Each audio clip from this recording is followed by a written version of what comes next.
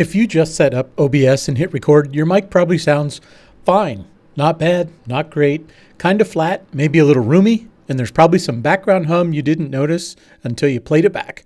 That's not a mic problem, that's an OBS problem. By default, OBS doesn't process your audio at all. It just takes whatever the mic sends and writes it to the file. OBS has 3 built-in filters that will fix this, and most people don't know they exist. So I'm going to show you exactly which ones to add, in what order, and what to set them to. And I want to cover something most OBS audio tutorials completely skip, which is getting your mic level right before any of this works the way it's supposed to. So let's talk about why your OBS mic sounds underwhelming out of the box. When you add a microphone source in OBS, whether it's a USB mic, something built into your laptop, or a mic running through an audio interface like my Vocaster 2, OBS just takes that raw signal and records it. No noise removal, no compression, no volume leveling, nothing. Most people recording at home or in a home office, spare bedroom, or a room corner. And in that environment, your mic is picking up your computer fan, the air conditioning, maybe even some echo off the walls.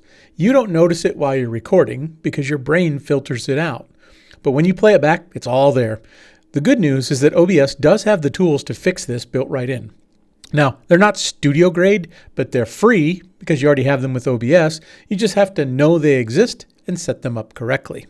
Now in this video, I've done something that I rarely do, and I've left as much background noise in as possible. So you're going to hear the room air conditioning kick on and kick off. You also might hear a mini fridge kick on and kick off. The idea behind that was I wanted you to see the capabilities of the built-in filters inside OBS. Before we add any filters, there's one thing you need to know, and most tutorials skip right past it. The order that you add these filters matters a lot. Let me show you why. OBS processes your filters top to bottom in the order they appear in the list. So the order you add them changes how they sound. If you put your compressor before the noise suppression, you're compressing the noise along with your voice, which makes it louder and harder to remove. That's bitten me before. So here's the order we're going to use. Noise suppression first, compressor second, limiter last. Think of it as a pipeline. Clean the signal first, then shape it, then protect it. That sequence matters. Don't change it. And at the end, I'll give you a quick summary card with all 3 filters and their settings so you can pause and copy the numbers. Now, typically when I record these videos, I record a separate audio track outside of OBS, and I use Adobe Audition to record that audio track. And then I clean it up in Adobe Premiere. Now, assuming this audio comes out of OBS in what I consider to be good enough condition, the audio on this video should all be the native OBS audio with the different filters applied. If by some chance I end up using the Audition audio for most of this video, then I'll put a note below to let you know that, but otherwise assume this audio is coming straight out of OBS. Let's start with the noise suppression. I'm going to right-click on my Vocaster 2 audio interface. If this was your internal mic, you would use the internal mic. Whatever microphone source you're using, this is what we're going to work on. Right-click on it, click Filters, click the plus sign, and we're going to select Noise Suppression from the list. Go ahead and give it a name. We'll just leave it at Noise Suppression. Click the drop-down next to Noise Suppression. You'll see 2 different methods, Speaks and RNNoise. For most people on a modern machine, you'll want to use RNNoise. It uses a neural network that's specifically trained to remove background noise while keeping your voice natural. The difference between Speaks and RNNoise is audible. One honest caveat, RNNoise is specifically trained to preserve speech. So if your natural style includes a lot of laughs or sighs, it can clip the ends of those. If that's happening to you, well, Speaks might actually work better for you, even though it removes less noise overall. It's a trade-off, and it's worth testing both on your own voice. If you're on an older or slower machine and you notice OBS performance dropping while you record, you'll want to switch back to Speaks. It uses significantly less CPU. For most people, though, RNNoise is the best option. That's noise suppression. No other settings, nothing else to adjust. Now, let's add the one that makes the biggest difference to how your voice actually sounds. Right-click on the interface again, select Filters, hit the plus sign, and choose Compressor. A compressor takes your loud moments down and your quieter moments up. The result is that your voice sits in a more consistent volume range. Your viewer doesn't have to keep reaching for the volume control, and it gives your voice a little more warmth and presence. Most podcasts and YouTube audio runs through a compressor. So let's give it a name. So looking at the ratio, you can look at the 10, and that's actually a 10-to-1 ratio. 10-to-1 means very heavy compression. At 10-to-1, even if you speak 10 times louder than normal, the perceived volume stays relatively constant. That's way too aggressive for most YouTube talking head content. It might make your voice sound flat and lifeless. So in this case, we're going to drop that ratio down to 3-to-1. So just drag that down to 3.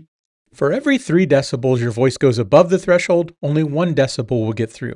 That's good compression without sounding crushed. The threshold, we're going to leave that set at minus 18 decibel.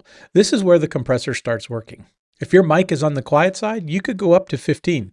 If it's a loud pop, drop to minus 20, but minus 18 is where I'd start for most setups. Attack, that's 2 milliseconds. That's how fast it reacts. It's fast enough to catch sudden peaks and slow enough to sound natural. Release, we're going to set that to about 150 milliseconds. That's how fast it lets go after a peak. This is what presents that pumping sound between words. The output gain, we're going to set that to 3 dB. Compression slightly lowers your overall level. This 3 dB increase will help bring that back up. We'll leave the sidechain / ducking source to none for now. Looking at the meters, it looks like our audio is in great shape. We're just touching into the yellow, which is what we want. Let's go back into the filters and add our last one. This one's quick, and it's our safety net. We're going to click on the plus side, and we're going to add the limiter. And go ahead and give it a name, call it limiter. A limiter is a hard ceiling for your audio. Nothing gets louder than whatever you set the threshold to.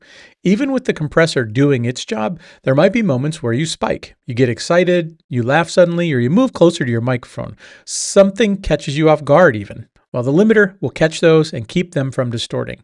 So there's 2 settings. The threshold, we'll set that to minus 3 dB. That means nothing in your recording will ever exceed minus 3 dB. And the release, we'll leave that at 60 milliseconds. That's quick enough to recover between words.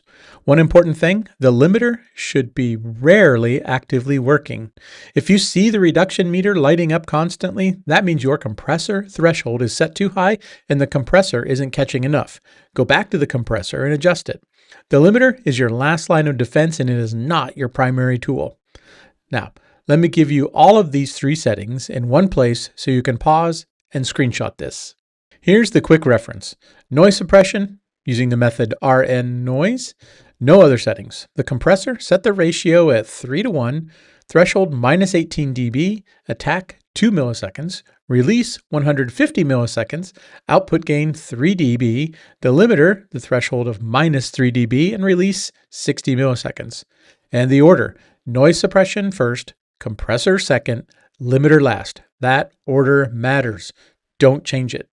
I mentioned at the start that there's something most OBS audio tutorials skip, and this is it. It's called gain staging, and it basically means getting your mic level right before your filters do the work. If your mic is too quiet coming into OBS, all 3 of those filters will struggle. The noise suppression won't have enough signal, the compressor won't kick in, you'll turn up the output gain to compensate, and you'll just be amplifying noise. If your mic is too loud, you'll be clipping before the filters even get a chance.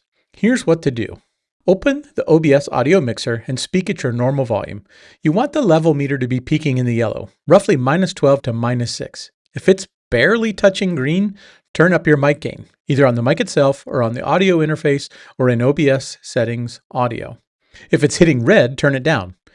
Get this right first, then add your filters. They'll sound dramatically better with a properly leveled signal. Here I'm going to give you an example of what the low or normal gain looks like on the screen, and then I'm going to turn the gain way up high on this microphone.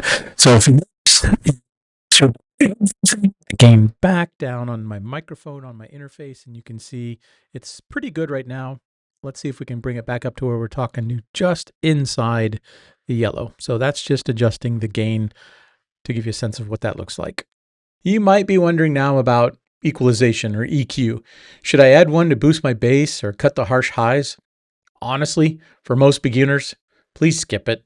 These 3 filters that we just set will get you to a publishable sound. EQ is where you go from good to great, but it's also the easiest filter to misuse. A bad EQ setting sounds worse than no EQ at all, and the OBS EQ is pretty limited. It's only 3-band. If your mic still doesn't sound right after noise suppression, compression, and limiting, the issue, it's probably your room or your mic, not the EQ. If you do want to experiment, add it between the compressor and the limiter and make small adjustments. We're talking 1 to 2 decibels, not 6. 3 filters: noise suppression, compressor, limiter, in that order with those settings. Set your gain level first, and your OBS mic will sound dramatically better than the default. That's it. Now, if this was useful, hit subscribe. Every week I try to do a video like this, the thing that generic tutorials miss. Practical setup guides for the tools you're already using. If you haven't seen the OBS screen recording setup video yet, that's the one that covers getting OBS installed and your first recording dialed in. This video picks up where that one left off, and it's linked right here or up there somewhere. It's linked here. What mic are you using in OBS right now? Drop it in the comments below. Is it a USB mic, interface, headset, whatever? I read everyone, and I'll help if the settings need tweaking for your specific setup. Otherwise, I'm looking forward to seeing you in the next video.